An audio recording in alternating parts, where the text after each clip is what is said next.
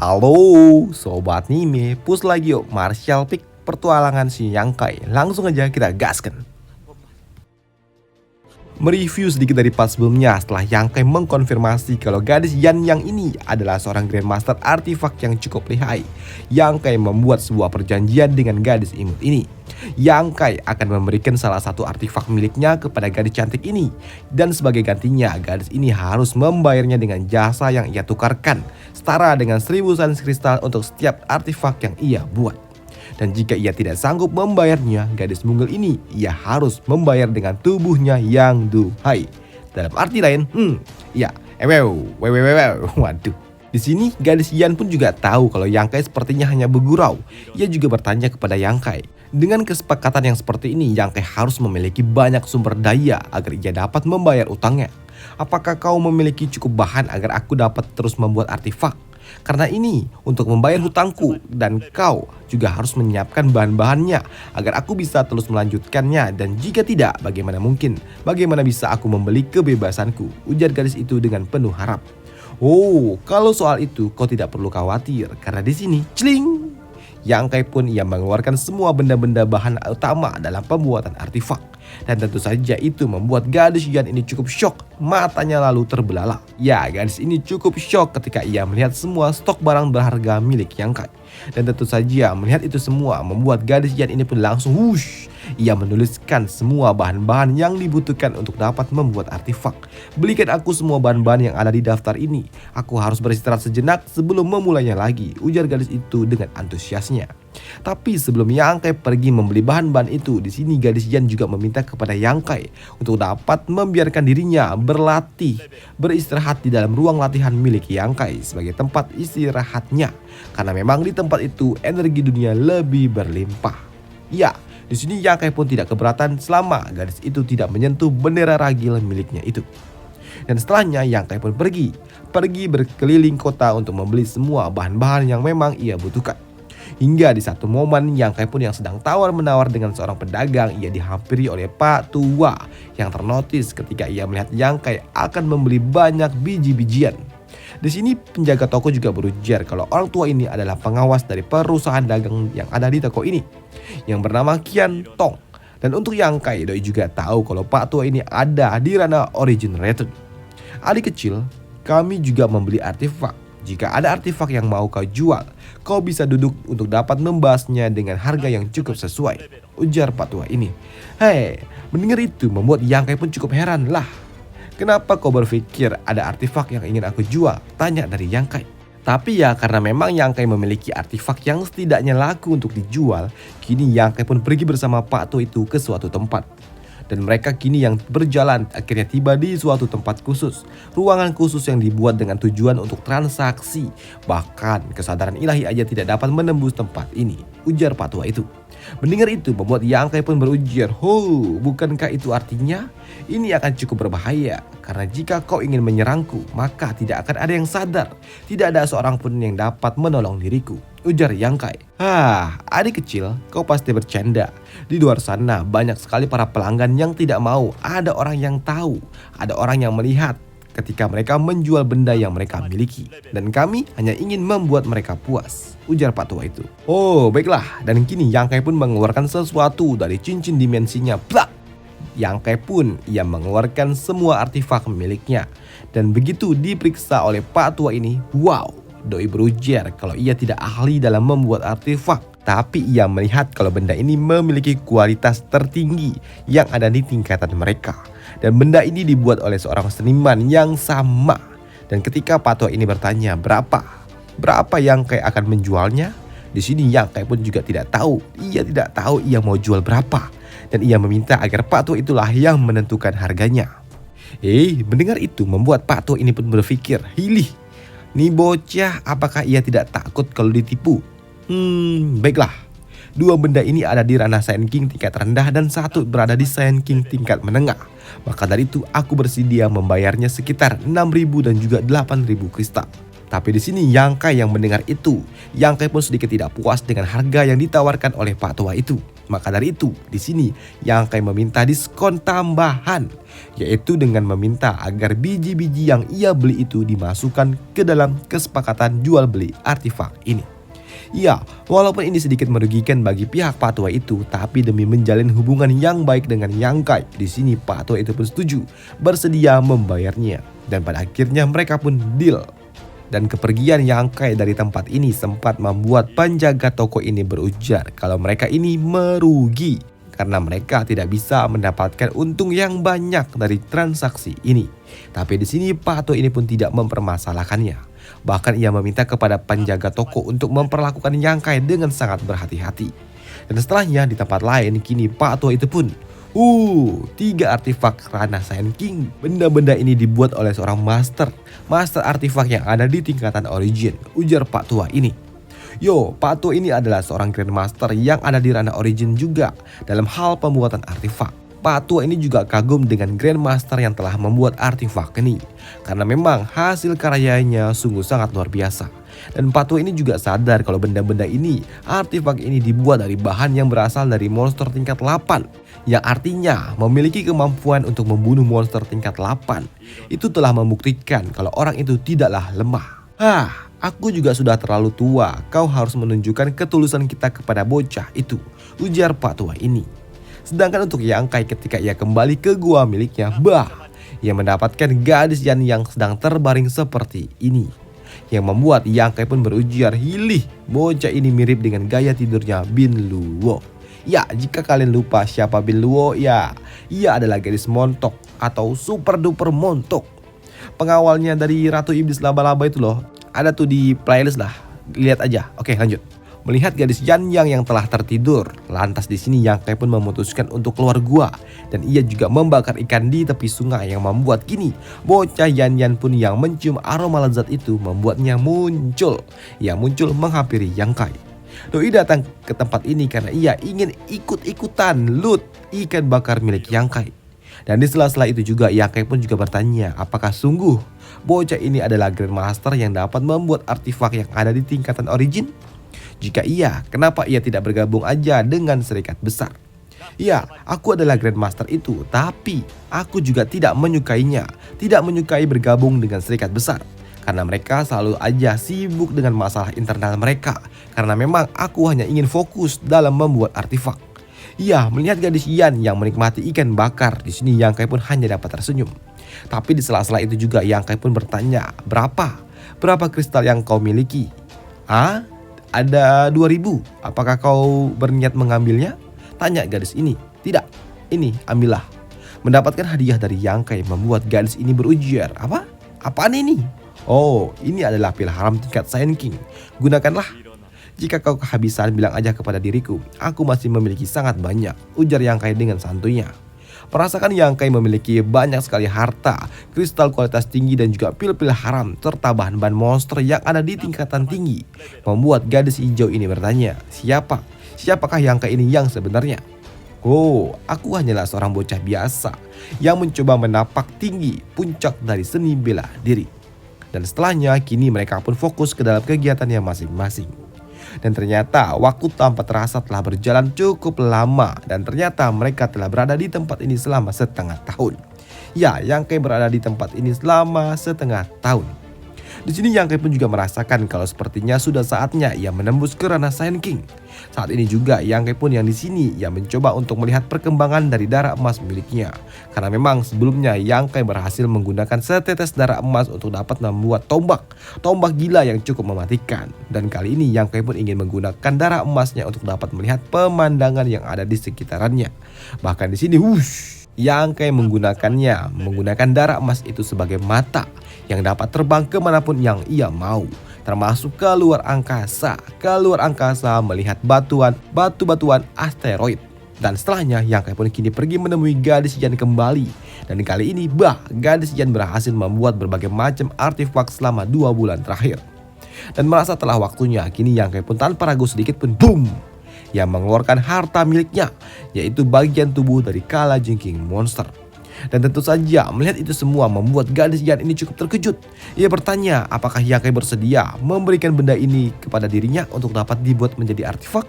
Ya, kau telah membuktikan kemampuanmu dan aku percaya kalau kau adalah master yang dapat membuat artefak yang ada di tingkatan origin. Jadi aku akan membiarkanmu bekerja dengan barang-barang yang seperti ini. Mendapatkan kepercayaan dari Yang Kai membuat gadis jahat ini bertanya, apakah Yang Kai tidak khawatir kalau ia membawa kabur semua barang-barang ini? Apa? Kabur? Coba aja. Cobalah kau kabur, aku bisa menangkapmu kembali. Ujar dari Yang Kai. Ya, di sini gadis Yan juga berujar sebelum ia membuat artefak yang ada di tingkatan origin. Ia berujar kalau kali ini akan sangat berbeda dari yang sebelum-sebelumnya. Dan pengeluaran Yang Kai juga dalam menyiapkan bahan-bahan tambahan akan lebih mahal pula. Ditambah ketika ia meminta apakah Yang Kai memiliki inti monster, tapi yap, Yang Kai pun langsung memberikannya. Lantas setelahnya gadis ini pun memberikan secari kertas berisi daftar bahan-bahan tambahan yang dibutuhkan oleh Yang Kai. Kini gadis ini pun langsung mengusir Yang Kai pergi karena ia harus beristirahat sebelum ia bekerja. Bekerja lembur bagai kuda. Waduh. Sedangkan di tempat lain di pusat kota saat ini Pak Tua cabang toko ini doi merasa risau karena ternyata sudah 2 bulan Yang Kai menghilang. Doi yang merenung overthinking, doi merasa kesal dan menyesal tidak saset saat mengajak Yang Kai untuk join bersama dirinya ke dalam Shadow Moon Hall. Dan tanpa terasa ia juga menghancurkan gelas yang ada di genggamannya. Tapi tiba-tiba saja Pak Tua itu yang ingin menenangkan diri. Ada seseorang penjaga yang datang dan berujar kalau bocah yang 2 bulan lalu menjual artefak ia kini muncul kembali. Dan Pak Tua itu pun langsung berlari karena ia ingin langsung menyambut Yang Kai secara pribadi. Sedangkan untuk Yang Kai yang sedang menunggu Pak Tua itu tiba-tiba saja celap ditangkap oleh Pak Tua itu yang berujar, anak muda, akhirnya kau datang. Aku telah menunggumu selama 2 bulan. Dan Yang Kai pun langsung ditarik oleh Pak Tua itu untuk ikut bersama dirinya langsung pergi ke ruangan khusus. Dan itu juga membuat para pengunjung toko ini cukup heran lah, siapakah bocah itu. Setibanya di ruangan itu, Yang Kai pun langsung dihadapi oleh hidangan spesial berupa buah spesial yang luar biasa spesial. Ya, spesial. Ya, karena memang hanya dapat didapatkan secara spesial. Ya, buahnya spesial. Ya, intinya buah ini spesial. Oke, lanjut. Iya, hal itu pun dikonfirmasi oleh Yang Kai yang merasakan kalau buah ini sungguh sangat lezat. Bahkan buah ini juga dapat membuat dirinya memulihkan saingkinya dengan sangat cepat. Dan mendengar kalau Yang Kai mau membungkusnya satu, membuat Pak Tua ini pun mengizinkannya walaupun buah ini sungguh sangat langka. Tapi ia juga yakin kalau Yang Kai pasti ingin memberikan buah ini kepada Grandmaster yang telah membuat artefak ini. Selepas itu juga Yang Kai pun mengeluarkan sesuatu dari dalam cincin ruang dimensinya dan 7 artefak tingkat Saiyan King siap untuk dijual oleh Yang Kai. Melihat Yang Kai mengeluarkan 7 artefak yang ada di ranah Saiyan King membuat Pak Tua ini berpikir kalau ini sungguh sangat luar biasa. Karena menurut Grandmaster milik Shadow Moon Hall, hal ini sungguh sangat mustahil bagi dirinya untuk dapat melakukan ini semua. Mengetahui kalau Yang Kai ini sungguh sangat luar biasa yang memiliki Grandmaster artefak membuat Pak Tua ini ia ingin menjalin hubungan yang baik dengan Yang Kai. Dan langkah awalnya dengan cara bertanya, bagaimanakah caranya aku memanggil dirimu nak? Iya, panggil aja Yang Kai. Baiklah. Setelah mereka saling mengenalkan diri, di sini Pak Tua itu pun membuat sebuah penawaran dengan Yang Kai. Tapi di sini Yang Kai pun cuek aja. Bahkan di sini setelah mengiming-imingkan sebuah defense stun yang dapat meningkatkan kemampuan dalam hal pondasi seni bela diri, di sini Pak Tua itu pun yakin kalau Yang Kai pasti akan goyah dan mau bergabung dengan Shadow Moon Hall. Tapi sayangnya di sini Yang Kai pun menolaknya. Dan di sini Yang Kai pun juga berujar kalau dirinya ingin fokus kembali ke fokus utama, yaitu tentang bisnis. Yang pada akhirnya di sini Yang Kai pun menjual semua artefaknya seharga 59.000 Saiyan kristal berkualitas tinggi untuk 7 artefak yang ia jual. Dan ia juga ingin membeli beberapa bahan. Ya, yang membuat Pak Tua ini pun akhirnya memanggil seorang penjaga toko untuk melayani Yang Kai. Oi bocah, gunakan harga yang paling istimewa. Iya, ujar Pak Tua ini kepada penjaga toko. Setelahnya, kini Yang Kai pun digiring oleh penjaga toko untuk menuju sebuah ruang harta di mana di tempat ini tersimpan 45.000 Saiyan kristal yang telah dipotong dengan biaya biji-bijian yang dibeli oleh Yang Kai. Dan setelahnya Yang Kai pun keluar dari dalam tempat ini setelah ia mengambil semua Saiyan kristal miliknya. Dan setelah kepergian dari Yang Kai, penjaga toko ini pun melaporkan kalau ia mendapatkan giveaway dari Yang Kai sebanyak 100 kristal. Dan Pak Tua ini juga meminta kepada penjaga toko untuk segera melayani Yang Kai dengan sangat-sangat baik sebagai tamu penting. Dan Pak Tua ini juga sungguh sangat terkejut ketika ia mendapatkan kabar kalau kali ini Yang Kai membeli bahan-bahan tingkat origin, yang artinya Yang Kai akan membuat artefak yang ada di ranah origin. Dan karena Pak Tua ini ingin menjalin hubungan baik dengan Yang Kai, Pak Tua ini pun meminta kepada penjaga toko untuk segera menyebarkan muka Yang Kai ke seluruh toko cabang milik Shadow Moon Hall. Kalau Yang Kai datang, segera layani Yang Kai dengan sangat baik dan berikan pelayanan terbaik. Jika tidak, apalagi sempat menyinggung Yang Kai, aku akan membuat mereka menyesal telah dilahirkan di dunia ini, ujar Pak Tua itu. Sedangkan untuk Yang Kai, ketika ia kembali ke dalam gua miliknya, ia merasakan ada sesuatu yang janggal. Apa yang terjadi? Pikir dari Yang Kai. Dan ketika ia mencari di mana gadis Yan, di sini Yang Kai pun tidak menemukan siapapun yang ada di tempat ini. Di sini Yang Kai pun juga berpikir, siapa yang datang ke tempat ini? Dan jika itu adalah orang-orang atau musuh yang berasal dari keluarga Hei, di sini Yang Kai pun juga tidak akan segan-segan dan tidak akan menahan diri. Dan untuk mencari keberadaan dari gadis Yan, di sini Yang Kai pun mencoba melacaknya dengan menggunakan kesadaran ilahinya. Dan ia berhasil menemukan kalau ternyata gadis Yan ia sedang diuber-uber oleh sekelompok orang yang membuatnya Yang Kai langsung bergegas pergi mengejar gadis Yan. Dan begitu terharunya gadis Yan ternyata ketika ia melihat Yang Kai. Yang Kai, selamatkan aku. Mereka ingin menggangguku, ujar gadis imut itu dengan bobanya yang hampir aja tumpah. Waduh. Dan benar saja, tak lama setelahnya, boom, muncullah seseorang. Kemunculan 3 orang kampret di tempat ini dan menyadari kalau kultivasi Yang Kai yang hanya ada di ranah sains tingkat 3 membuat gadis Yan ini cukup ragu. Apakah Yang Kai dapat menyelesaikan masalah ini? Dan apa yang harus ia lakukan lagi? Sedangkan untuk Yang Kai, ia berpikir tentang siapakah mereka ini. Karena seingatnya ia belum pernah membuat masalah di bintang ini. Maka dari itu, Yang, apa yang terjadi? Tanya dari Yang Kai. Aku tidak tahu, aku hanya sedang beristirahat di dalam gua ketika mereka masuk. Mereka bilang kalau aku harus ikut dengan mereka, dan ketika aku menolaknya, mereka mencoba untuk menyeret diriku. Dan karena panik, di sini gadis Yan pun melemparkan semua artefak yang ia buat kepada kampret-kampret ini. Di sini Yang Kai pun juga tahu kalau gadis ini berniat untuk membunuh mereka semua. Sudah pasti mereka semua bakalan mati.